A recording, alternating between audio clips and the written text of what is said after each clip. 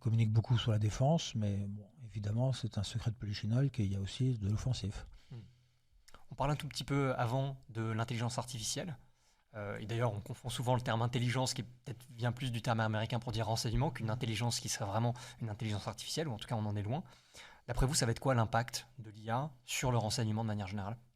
Ça va être un outil supplémentaire et un outil déterminant qui va apporter énormément, qui va permettre d'accélérer les choses, d'accélérer les process, de désigner des cibles, plutôt que ce soit des petites mains ou des super ordinateurs, des encyclopédies dans la tête des uns et des autres, en disant tiens, oui, un tel, le frère du cousin, mais c'est tel numéro de téléphone, donc en fait je sais que ça veut dire qu'ils sont en bisbille avec. Bon, bref, il faut créer de l'intelligence humaine alors que la machine va nous aider à créer des liens et à voir beaucoup plus vite. Donc ensuite, c'est de voir qu'est-ce qu'on arrive à faire de cet outil. Est-ce que, par exemple, l'intelligence artificielle va proposer 10 profils à traiter en disant, tiens, voilà, face à des gens importants qui me semblent importants dans l'organisation, que vous voulez combattre.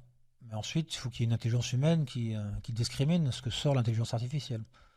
Et là, il y a eu un article dans Le Monde qui montre que l'armée israélienne fait des opérations de combat et de destruction et d'assassinat sur des renseignements ciblés. Alors, c'est du conditionnel. On dit que c'est 3 sources dans l'armée israélienne qui ont donné ce renseignement.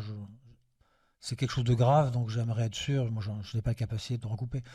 Mais en tout cas, il y a une tendance qui est lourde de danger, c'est-à-dire d'utiliser l'intelligence artificielle et se dire oui, il y a 10% de pertes, c'est pas grave, 10% d'erreurs, ben c'est pas grave, nous on traite toutes les sources et on élimine et on fait des opérations d'assassinat sur tous les résultats de cette enquête, même si l'intelligence artificielle se trompe.